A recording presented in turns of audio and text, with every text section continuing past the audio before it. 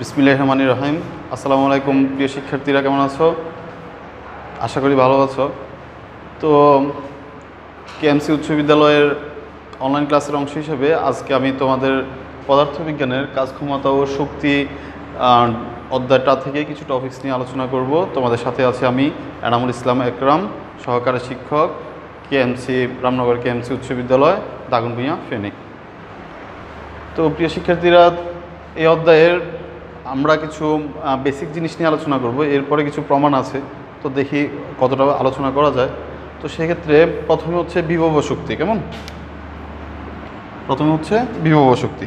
বিভব শক্তিটা কি? বিভব শক্তিটা হচ্ছে, ধরো যে একটা বস্তু ভূমিতে আছে, কেমন? এটার ওজনটা হচ্ছে এটা বরটা হচ্ছে এম বরের একটি বস্তু মাটিতে আছে। এখন আমরা এটিকে একটি নির্দিষ্ট উচ্চতা, ধরো যে এইচ উচ্চতায় উঠাবো, ঠিক আছে? সেক্ষেত্রে আমাকে বল প্রয়োগ করতে হচ্ছে এফ, ঠিক আছে? এখন দেখো তো, এটির ক্ষেত্রে আমাকে কিন্তু অভিকর্ষজ ত্বরণ জি এর বিরুদ্ধে কাজ করতে হয়েছে, ঠিক আছে? এটা হচ্ছে অভিকর্ষজ ত্বরণ জি এর বিরুদ্ধে কাজ করতে হয়েছে। আমি আবার বলতেছি, রিপিট করতেছি, এম বরের একটি বস্তুকে আমি এইচ উচ্চতায় উঠাচ্ছি এফ বল প্রয়োগ করে। তো সেক্ষেত্রে বস্তুটাকে যখন এখানে উঠাবো, সেক্ষেত্রে কৃত কাজটাই হচ্ছে মূলত বিভব শক্তি। তোমরা খেয়াল করবা, শক্তি আর কাজের একক কিন্তু একই। তো সেক্ষেত্রে আমরা জানি কৃত কাজ সমান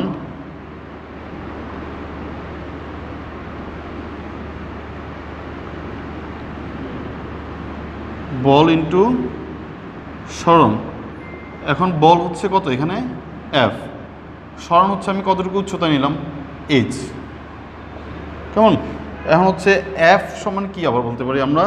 এফ সমান হচ্ছে এম এ, কিন্তু এই ক্ষেত্রে কিন্তু আমি ত্বরণ হচ্ছে না, আমি কিন্তু অভিকর্ষজ ত্বরণের বিরুদ্ধে কাজ করছি। তাহলে আমি এফ এর জায়গায় বসাবো এম জি এইচ। তাহলে কৃত কাজ সমান হচ্ছে এম জি এইচ। এটি হচ্ছে বস্তুটির বিভব শক্তি।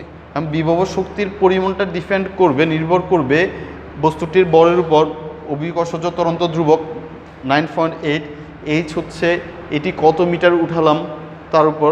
তাহলে কৃত কাজটা হচ্ছে এম জি এইচ, এই তিনটির মানের উপর ডিপেন্ড করে ভ্যারি করবে। তো সেক্ষেত্রে আমরা বলতে পারি, এটার মধ্যে এম্বরের বস্তুটিকে যখন আমি এই উচ্চতায় উঠালাম, এটির মধ্যে যে বিভব শক্তিটা সঞ্চিত হইল সেটি হচ্ছে এম জি এইচ এর মানের সমান। তাহলে বিভব শক্তি হচ্ছে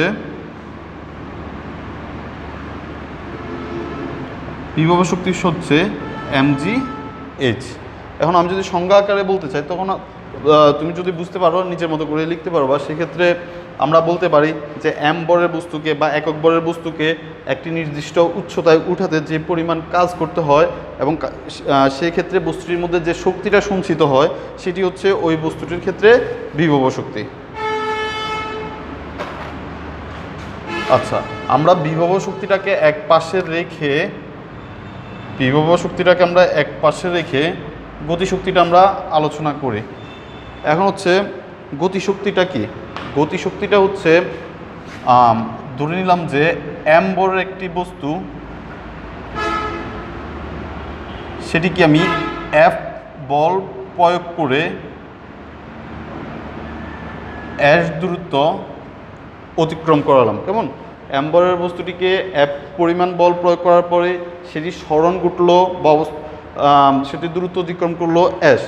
এখন খেয়াল করো, এম বরের বস্তুটি কিন্তু প্রাথমিক অবস্থায় অথবা শুরুতে সেটি স্থির ছিল। যেহেতু সেটি স্থির ছিল, সেই ক্ষেত্রে আদিবেগ কী হবে? সেটির আদিবেগ হবে 0, আর এটির শেষ বেগ হবে আমরা জানি না শেষ বেগ কত। আমরা ধরে নিলাম যে শেষ বেগ হচ্ছে এটির বি। এখন আমাকে এখানে কি পরিমাণ কাজ করতে হয়েছে? আমরা জানি কৃত কাজ সমান কি? কৃত কাজ হচ্ছে বল ইন্টু সরণ। এখন বল হচ্ছে এফ, সরণ হচ্ছে এস। এখন হচ্ছে এফ এর জায়গায় আমরা কি লিখতে পারি? এখানে যদি এ পরিমাণ ত্বরণ হয়, এখানে যদি আদিবেগ, যেহেতু একটির বেগ ছিল, স্থির ছিল, একটা নির্দিষ্ট বেগ পাইছে সে, তার মানে হচ্ছে বেগটা এখানে নিশ্চিতভাবে বাড়ছে। যেহেতু বেগ সময়ের সাথে যেহেতু বৃদ্ধি পাইছে, সেক্ষেত্রে এখানে ত্বরণ ঘটছে। তো সেক্ষেত্রে এফ এর জায়গায় আমরা লিখতে পারি বস্তুর বর ইন্টু ত্বরণ, মানে হচ্ছে এম এ এস। কোনো সমস্যা নাই আশা করি তোমাদের। সেক্ষেত্রে একটু সহজে বুঝতে চেষ্টা করো। এখন হচ্ছে এসটা কি, আমরা কিন্তু এখন এটি থেকে গতিশক্তি থেকে আমরা কিন্তু KE equal to half M V স্কোয়ারও প্রমাণ করব। তো দেখো আমরা গতিশক্তির সূত্র অনুসারে আমরা জানি কি v square equal to u square plus 2as, আমরা সূত্রটা জানি কিন্তু। তো এই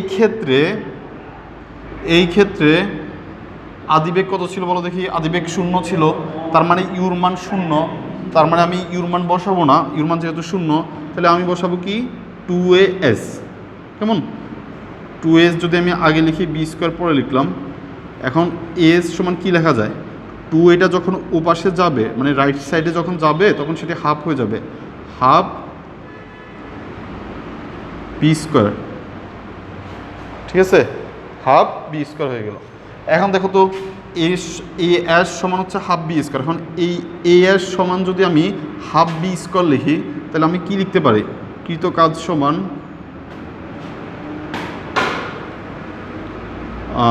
এম এ এস। এখন হচ্ছে এই এম এর জায়গায় এমটি ঠিক থাকবে, এ এসের জায়গায় কি হবে? Half v square. কেমন? তাহলে কৃত কাজ সমান কি হবে? Half M B square.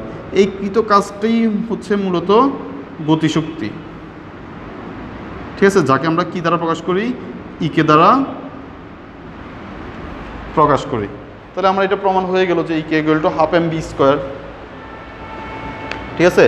তাহলে আমরা জানি যে কোনো অবস্থানে বস্তুর মোট যান্ত্রিক শক্তি হচ্ছে, ধরো যে আমি ডাস্টারটাকে এখানে রাখলাম, এই যে কোনো বস্তু যে কোনো অবস্থানে এটির মধ্যে দুই প্রকার শক্তি থাকতে পারে। একটা হচ্ছে মানে এটার মধ্যে মোট শক্তিটার হচ্ছে মোট শক্তির পরিমাণটা হচ্ছে দুইটা শক্তির যোগফল, একটি হচ্ছে এটির বিভব শক্তি আর একটি হচ্ছে এটির গতিশক্তি। কেমন? মানে যে কোনো অবস্থানে বস্তু সেটি যে অবস্থায় থাকুক সেটির মোট যান্ত্রিক শক্তির পরিমাণটা হচ্ছে তার বিভব শক্তি আর এটির গতিশক্তির যোগফলের সমষ্টির সমান। আচ্ছা, তাহলে আমাদের দ্বিতীয় টপিক্সটাও শেষ হয়ে গেল। এখন আমরা সম্পূর্ণ ভিন্ন একটি টপিক্সে যাব, সেটা হচ্ছে পড়ন্ত বস্তু যে কোনো অবস্থানে মোট শক্তি যে সমান হয় তার একটি প্রমাণ দেওয়ার চেষ্টা করব।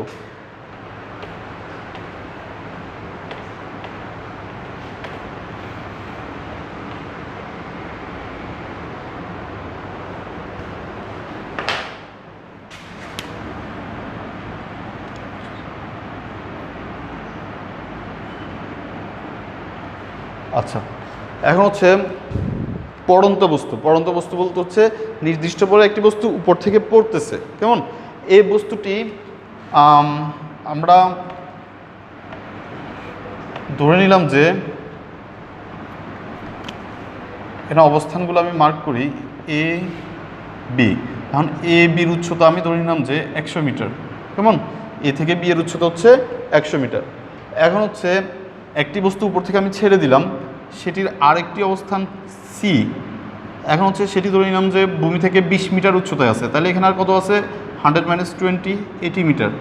কেমন? এখন দেখো তো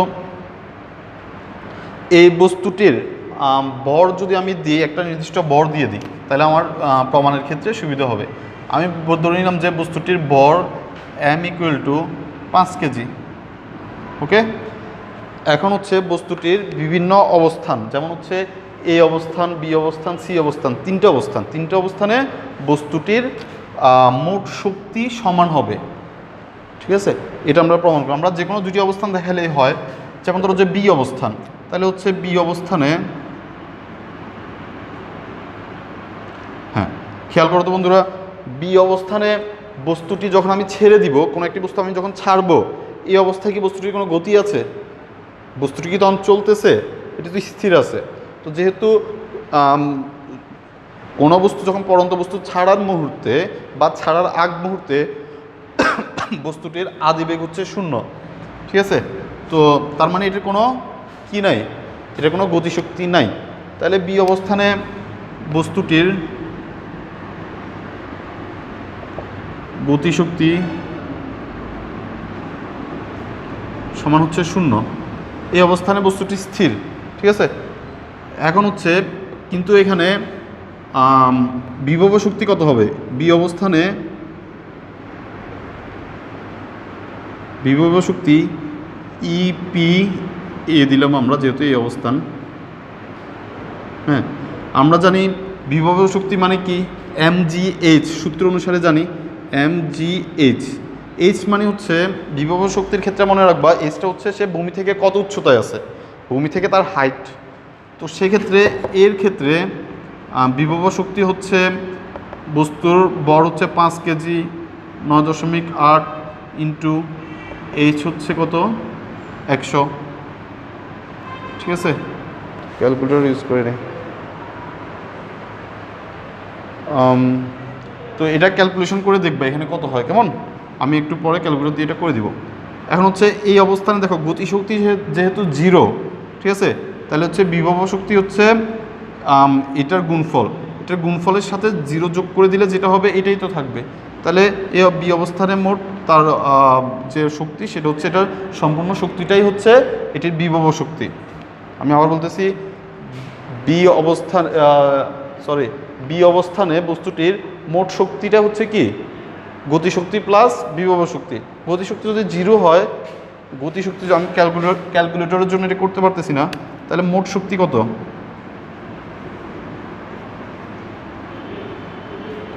মোট শক্তি হচ্ছে গতিশক্তি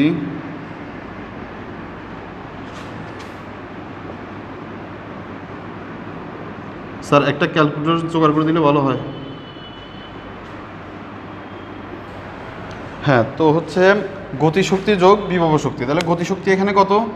গতিশক্তিটা হচ্ছে 0 প্লাস বিভব শক্তিটা হচ্ছে, আমরা এখানে ক্যালকুলেশন করে দেখি কত হয়।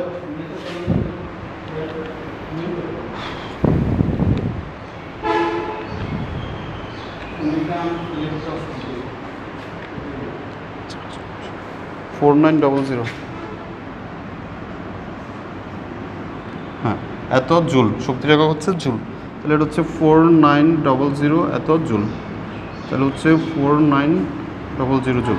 আর দেখো এই অবস্থানে বস্তুটির মোট শক্তি আমি পেলাম 4900 এত জুল, কেমন? আচ্ছা, এখন আমরা নির্ণয় করব সি অবস্থানে। এখন যাব আমরা সি অবস্থানে।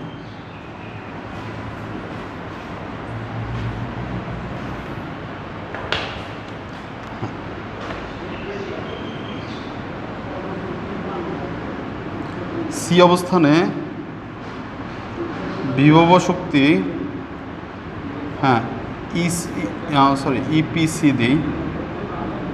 হ্যাঁ, আমরা জানি কি mgh। এখন দেখো তো বন্ধুরা, সি অবস্থানে বস্তুর ভরের কি কোনো পরিবর্তন হয়েছে? ভরের পরিবর্তন একই আছে, সেম। তাহলে 5 × 9.8।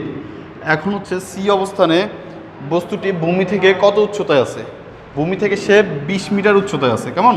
তাহলে হচ্ছে এইচের জায়গায় আমি বসাবো 20। এখন হচ্ছে পরে বলতেছি,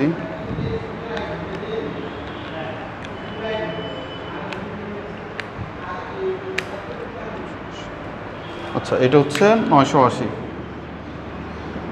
কেমন?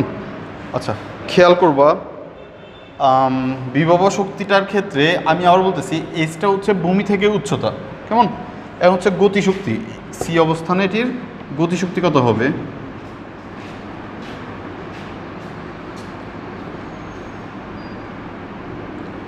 আমরা জানি গতিশক্তি হচ্ছে ½ mv², কেমন? এখন হচ্ছে ½ mv² জায়গায় আমরা কি লিখতে পারি? আমরা একটা সূত্র জানি, v² = u² + 2gs।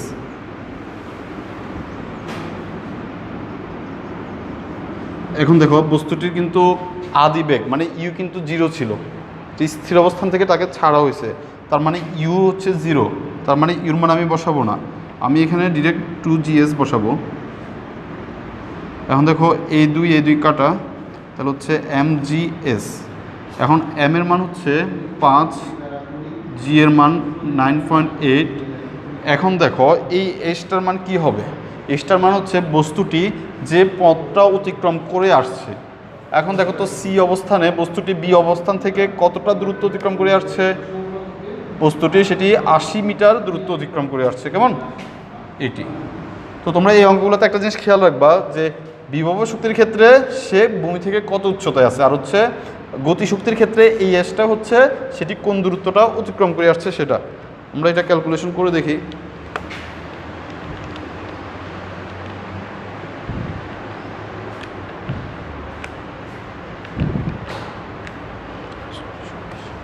এটা হচ্ছে 3920 এত জুল, কেমন?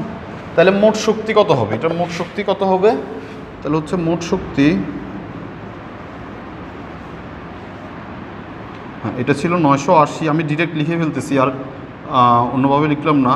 3920 কত হয় দেখো,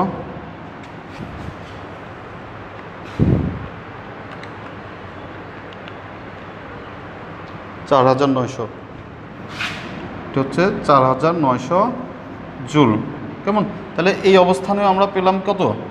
4900 জুল। একইভাবে তোমরা এই অবস্থানেও বের করতে পারবা। সেক্ষেত্রে একটা সুবিধা আছে, সুবিধাটা হচ্ছে এই অবস্থানে কিন্তু বস্তুটির কোনো গতি নাই, ঠিক আছে? এই অবস্থানে বস্তুটির গতি আছে কিন্তু বস্তুটির বিভব শক্তি শূন্য হবে। গতিশক্তি থাকবে কিন্তু এটার বিভব শক্তি শূন্য হবে। কেন বিভব শক্তি শূন্য হবে? কারণ এটি ভূমি থেকে 0 মিটার উচ্চতায় আছে। ভূমিতে থাকা মানে হচ্ছে mgh এর এসটা 0 হবে, তার মানে বিভব শক্তি 0 হবে। এটির মধ্যে সম্পূর্ণ শক্তিটাই হবে গতিশক্তি, ঠিক আছে? সেই ক্ষেত্রে একটা জিনিস খেয়াল করো, নিজেরা করবা এই অংশটা, মানে এই অবস্থানেরটা। সেই ক্ষেত্রে যখন এই অবস্থানের জন্য তুমি গতিশক্তি বের করবা তখন এই অ্যাসটার মান হবে 100, কারণ সে 100 মিটার পথ অতিক্রম করে আসছে। তখন এই অবস্থানের জন্য সে অতিক্রম করে আসছে 100 মিটার পথ, কেমন? তো দুইটা যখন ক্যালকুলেশন করবা আশা করি এই অবস্থানের জন্য 4900 জুল বের করতে পারবা। ওকে,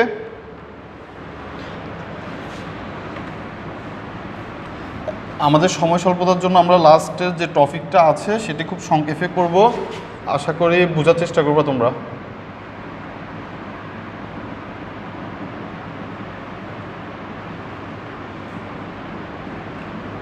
আচ্ছা, এখন হচ্ছে বিভিন্ন এটা হলো, এখন হচ্ছে গতিশক্তির সাথে বিভিন্ন উচ্চতা বা অবস্থানে পড়ন্ত বস্তুর গতিশক্তির সাথে বিভব শক্তির তুলনা। তোমরা খেয়াল করবা প্রশ্ন আসে এমন যে যদি পড়ন্ত একটি বস্তু সেটি হচ্ছে কোন উচ্চতায় সেটি কোন উচ্চতায় বিভব শক্তি গতিশক্তির দ্বিগুণ হলো, অথবা বিভব শক্তির গতিশক্তির 1/3 হলো, অথবা গতিশক্তি বিভব শক্তির দ্বিগুণ হলো, ঠিক আছে? যে কোনোভাবে থাকতে পারে। তো আমি জাস্ট টেকনিকটা দেখা দিচ্ছি যে কীভাবে করবা সেটা, কেমন? হ্যাঁ, তো আমি ধরে নিলাম যে এটা হচ্ছে পুরোটা 100 মিটার, কেমন? এক্স উচ্চতায়, এটা হচ্ছে এক্স উচ্চতা হচ্ছে সি অবস্থান, কেমন? কারণ প্রশ্নটা হচ্ছে অনেকভাবে থাকতে পারে। আমি একটা কিছু লিখি যে বিভব শক্তি গতিশক্তির দ্বিগুণ হবে, মানে কোন উচ্চতায় বিভব শক্তি গতিশক্তির দ্বিগুণ হবে। অথবা তোমরা বুঝার স্বার্থে আমি অন্যভাবে লিখি যে গতিশক্তি বিভব শক্তির 1/3 হবে, কেমন? সবগুলার টেকনিকটা বা কৌশলটা সবগুলোর ক্ষেত্রেই সেম, তোমরা জাস্ট একটু খেয়াল করবা। তো আমি প্রথমটা করি, ঠিক আছে? তো দেখো, তো আমি ধরে নিলাম যে এক্স অবস্থানে, মানে এক্স উচ্চতায়। তো এটা যদি এক্স উচ্চতা হয়, আমি তো জানি না, আমাকে বের করতে হবে যে কত উচ্চতায়।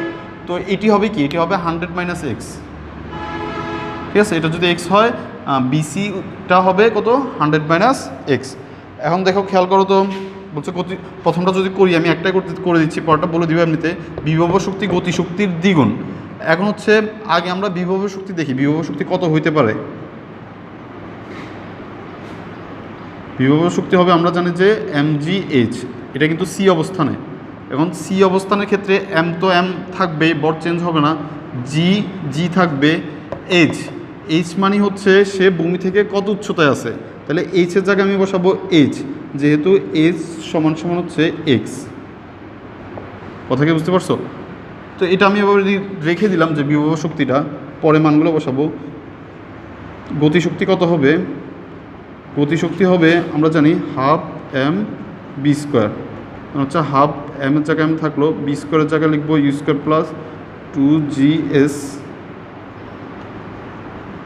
যেহেতু কোনো আদিবেগ নাই সেক্ষেত্রে হবে 2gs, ঠিক আছে, 2 কাটা, এটা হচ্ছে mgs। ওকে, এখন হচ্ছে আমি এই পার্টে লিখব কি বলছে, কোনটার সাথে এর আছে, দেখো বলছে গতিশক্তি এর দ্বিগুণ, তাহলে যেটার সাথে এর আছে তার সাথে গুণ করে দিব, তাহলে বিভব শক্তি হচ্ছে mgx, তাহলে বিভব শক্তি তাহলে হচ্ছে mgx সমান বিভব শক্তি গতিশক্তির দ্বিগুণ, গতিশক্তি হচ্ছে কত, mgs সমান সমান 2mgs, যেহেতু বলছে গতি কিসের সাথে এর আছে, গতিশক্তি, তাহলে গতিশক্তি এর দ্বিগুণ কি, বিভব শক্তি। কেমন, এখন দেখো উভয় পক্ষ থেকে আমরা mg কেটে দিতে পারি, যদি শর্টকাট করতে চাই তাহলে x ইকুয়াল টু হচ্ছে 2s। কেমন, তাহলে x equal to 2 into S, অ্যাশের মান কত, অ্যাশ হচ্ছে এই ক্ষেত্রে যে অবস্থানটা সে অতিক্রম করে আসছে, ঠিক আছে, গতিশক্তির ক্ষেত্রে অ্যাশটা হচ্ছে সে যে দূরত্বটা অতিক্রম করে আসছে, এই ক্ষেত্রে এসটা হচ্ছে 100 - x,